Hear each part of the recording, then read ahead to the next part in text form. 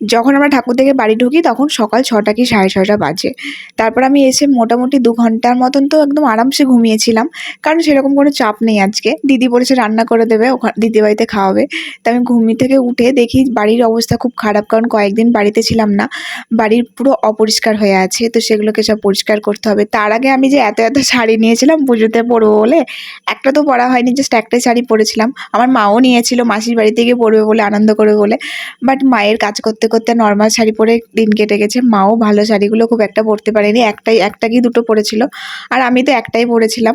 তো কি আর করা যাবে, চলো আপাতত শাড়িগুলোকে সব গুছিয়ে রাখা যাক। নতুন নতুন শাড়ি আমি সব বাড়ি নিয়ে চলে এসেছি। মায়ের জন্য ২-৩টে শাড়ি রেখে এসেছি ওখানে পরার জন্য।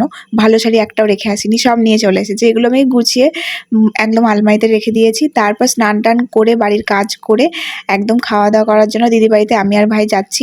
ওটা আমাদের পাড়ার মন্দির ছিল। আর আমি মাঝখানে নিয়ে নিয়েছি আর রুহির সুটকেসটাও বাড়ি নিয়ে যায়নি সেইটা। তো চলো আপাতত যাওয়া যাক। আর মেঘ কিন্তু বেশ ভালোই করেছে, মনে হচ্ছে এক্ষুনি বৃষ্টি আসবে। আজকে দশমী, আর খাওয়া দাওয়া তো একটু করতেই হবে, তাই না? দশমীর দিন আমাদের বাঙালি বলে কথা। তো ব্যাপারটা হচ্ছে এরকম যে পঞ্চমী থেকে একদম নবমী পর্যন্ত মাসির বাড়িতে টানা নিরামিষ খেয়েছি, কারণ আমিষে কোনো পর্ব ছিল না, আর বেরাইনি, সেজন্য কিছু খাওয়া দাওয়াও করা হয়নি। দিদি রান্না করেছিল আমার জন্য চিকেন, আমি অনেকদিন পর চিকেনকে একটু শান্তি পেয়েছি।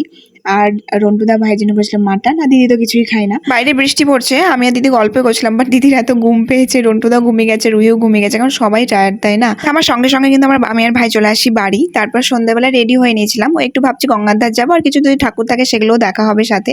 তো বেশ কয়েকটা ঠাকুর দেখে নিলাম, ছবি তুলেছিলাম, তারপর চলে গেছিলাম গঙ্গার ধারে।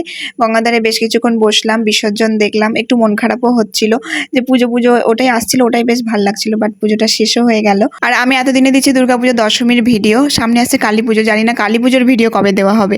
তো দশমীটা তো বেশ ভালোই কাটলো। তো চলো টাটা।